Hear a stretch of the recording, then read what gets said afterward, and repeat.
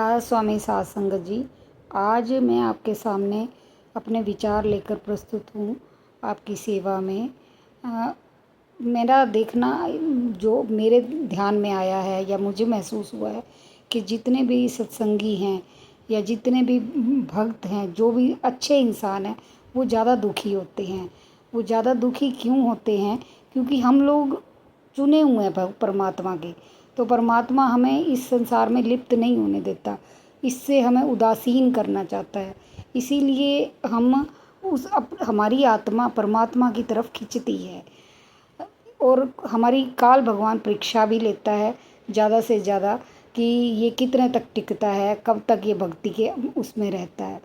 लेकिन अगर हम धैर्य से अपने धीरता, संतोष, इन गुणों के ज़रिए परमात्मा की शरण में रहेंगे तो हम परमात्मा को पा सकेंगे।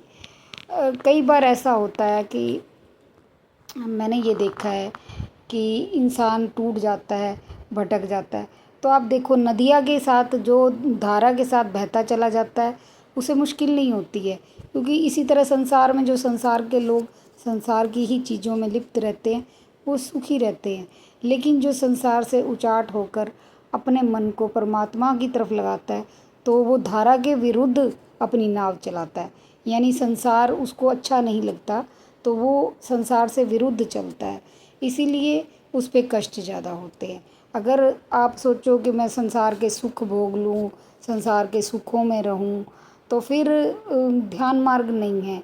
ध्यान मार्ग तपस्या का मार्ग है। आप ये देख लीजिए कि पहाड़ पर चढ़ते हुए इंसान को कितनी कितनी मेहनत करनी पड़ती है, तब जाके वो ऊंचाई पे चढ़ता है। तो हर ऊंचाई पर चढ़ने के लिए परिश्रम लगता ही लगता है।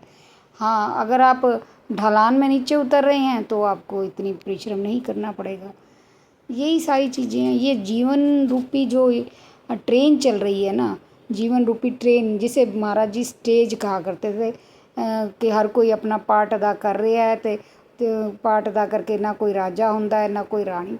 उसी तरह से हम सभी ट्रेन के हर एक को एक एक, मुझे ऐसा लगता है कि जैसे हम एक एक ट्रेन में डब्बे में बैठे हुए हैं और जैसे जैसे जिसका जिसका स्टेशन आता जा रहा है वो उतरता जा रहा है, फिर उसी स्टेशन पे कोई और यात्री चढ़ता जा रहा है, यानी दूसरे प्राणी का जन्म होता जा रहा है।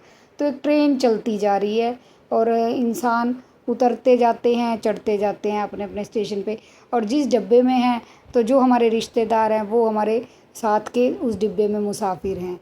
तो ये संसार ऐसे ही चल रहा है। मोह माया को तोड़ने के लिए हमें परिश्रम नहीं करना पड़ेगा, हमें सिर्फ भजन सिमरन ही करना पड़ेगा, और करना भी चाहिए, क्योंकि हमने अपने बाबा जी को वायदा किया था नाम लेते हुए, तो हमें उस वायदे को निभाना है। मीठा लगे, कड़वा लगे, फीका लगे, कुछ भी ना अच्छा लगे, तब भी करना ही है। राधा स्वामी सात संगत जी, आपको ये सब कहते कहते ये आपसे ज़्यादा मैं अपने आप को कह रही हूँ, क्योंकि मुझे इसकी ज़्यादा ज़रूरत है।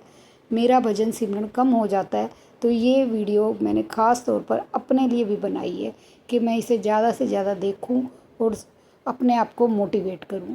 राधा स्वामी जी।